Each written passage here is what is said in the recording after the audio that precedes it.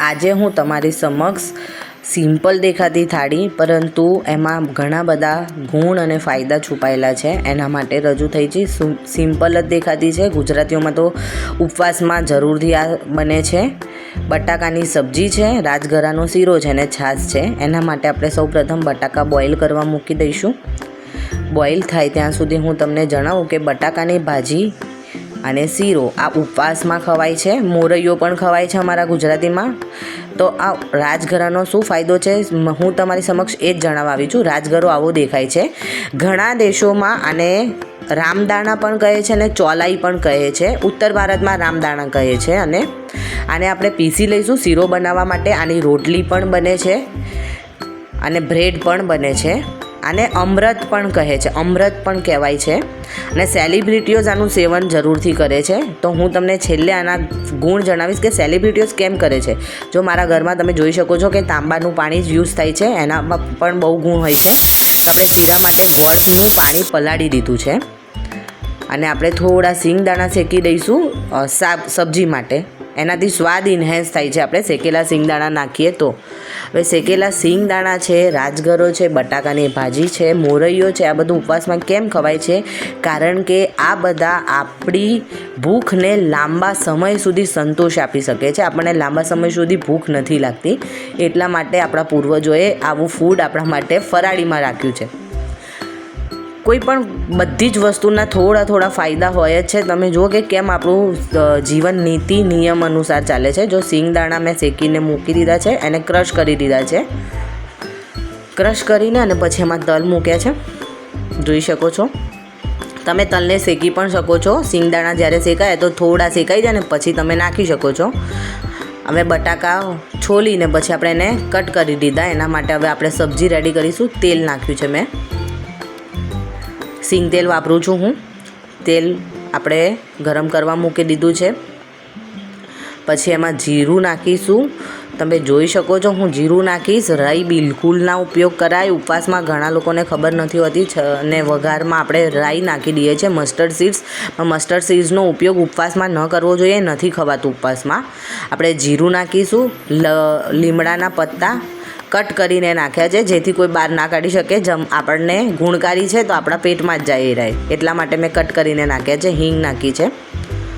હળદર તમે જોઈ શકો છો, હળદર નાખી છે. આ બધું હલાવી દઈશું આપણે એને વઘાર. અને પછી લવિંગિયા મરચાંની પેસ્ટ નાખીશું. જેના ઘરે જેટલું તીખું ખવાતું હોય એ પ્રમાણે મરચાં નાખી શકે છે. બધાને જ ખબર હશે આ વસ્તુ. મેં 2 ચમચી નાખી છે કારણ કે અમારા ઘરે થોડું વધારે તીખું ખવાય છે. પછી હલાવી દઈશું એને. જે આપણે કટ કરેલા હતા બટાકા એ આપણે એમાં નાખી દઈશું અને પછી હલાવીશું એને. હવે એમાં આપણે છે ને મીઠું નાખીશું સ્વાદ પ્રમાણે. તમારા ઘરમાં જેટલું મીઠું જોઈતું હોય એ પ્રમાણે નાખશો. હું 2 ચમચી નાખું છું. 2 ચમચી મીઠું નાખ્યા બાદ આપણે એમાં થોડી હળદર નાખીશું. અડધી ચમચી જેટલી હળદર નાખીશું. પછી કાશ્મીરી મરચું નાખીશું અને ધાણા જીરું અને લીંબુનો રસ નાખીશું. દળેલી ખાંડ નાખીશું.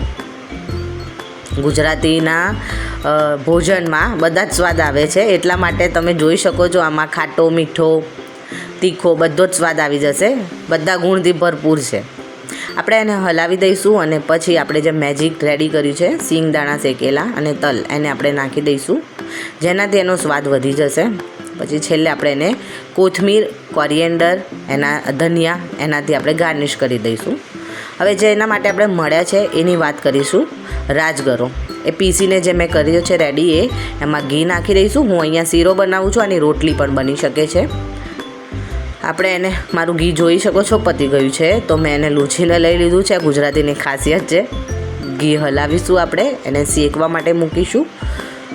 બરાબર શેકીશું અને ગરમ જે આપણે ગોળનું પાણી પલાળ્યું છે એને ગરમ કરી દઈશું, જેનાથી શીરો આપણો જે હલવો કહીએ એ ફટાફટ રેડી થઈ જશે ગરમ કરીશું તો. જોઈ શકો છો કે રાજગરો શેકાઈ ગયો છે, છતાં જે ન્યૂ કમર્સ છે એને ખબર ના પડે કે શેકાયો છે કે નહીં, વધારે બ્લેક ના થઈ જાય ને દળ કાચું ના રહી જાય. એના માટે તમે સૂકી દ્રાક્ષ નાખજો અંદર, થોડી વાર હલાવજો. દ્રાક્ષ ફૂલીને ઉપર આવી જાય તો સમજી લેવાનું કે આપણો રાજગરો શેકાઈ ગયો છે. આ સમજી લેજો. એકદમ શેકાઈ ગયો છે તમને ત્યારે જ ખબર પડશે. જોઈ શકો છો એ શેકાઈ ગયો છે. પછી જે આપણે ગરમ પાણી કર્યું હતું ગોળ ઓગળીને રેડી થઈ ગયો છે. એ પાણી આપણે એમાં રેડી દઈશું. તો થોડું ધ્યાન રાખીને, કારણ કે ઉપર થોડું આવશે આપણા ઉપર, એટલા માટે ધ્યાનથી નાખજો. અને પછી એને આપણે ઢાંકીને 10 મિનિટ માટે ઘી ફૂટે ત્યાં સુધી મૂકી રાખીશું. જો આ અવસ્થામાં આપણે એની નીચે એક પેન મૂકી દઈશું, જેનાથી નીચે દાઝે નહીં. આપણે એને નીચે એક પેન મૂકી દઈશું કઢાઈની નીચે, જેનાથી એકદમ સરસ ફૂટીને ઘી રેડી થાય. તમે જોઈ શકો છો કે આપણું ઘી ઉપર ફૂટીને રેડી થયું છે.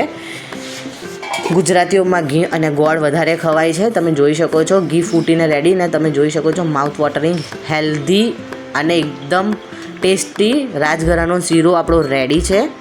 હવે હું એની બટાકાની ભાજી અને છાશ સાથે ગાર્નિશ કરીશું. હવે રાજગરાના ગુણ કહું તો એકદમ રાજગરો જે છે gluten free, protein, vitamin C, E, iron, magnesium, phosphorus, potassium, એન્ટીઓક્સિડન્ટથી ભરપૂર છે. આનો ઉપયોગ સપ્તાહમાં એકવાર જરૂરથી કરજો. સ્વાસ્થ્યને ઘણા લાભ છે. અને રાજગરો જેને હિમોગ્લોબિનની કમી છે એ હિમોગ્લોબિન વધારી આપે છે. વિટામિનની ઉણપ દૂર કરે છે. અને રાજગરાનું નિયમિત સેવન સેલિબ્રિટીઝ કેમ કરે છે? કારણ કે એમાં એક જોરદાર ગુણ સમાયેલો છે, જેના સેવનથી આપણી વૃદ્ધત્વની જે પ્રક્રિયા છે, જે વૃદ્ધ થઈ જઈએ છીએ, એ પ્રક્રિયા ધીમી થઈ જાય છે. એટલા માટે અને ઉનાળામાં આનો ઉપયોગ ઓછો કરી દેવો જોઈએ, કારણ કે આની તાસીર ગરમ છે અને આમાં કેલરી એકદમ ઓછી છે અને ફાઇબર વધારે છે. જરૂરથી સેવન કરજો.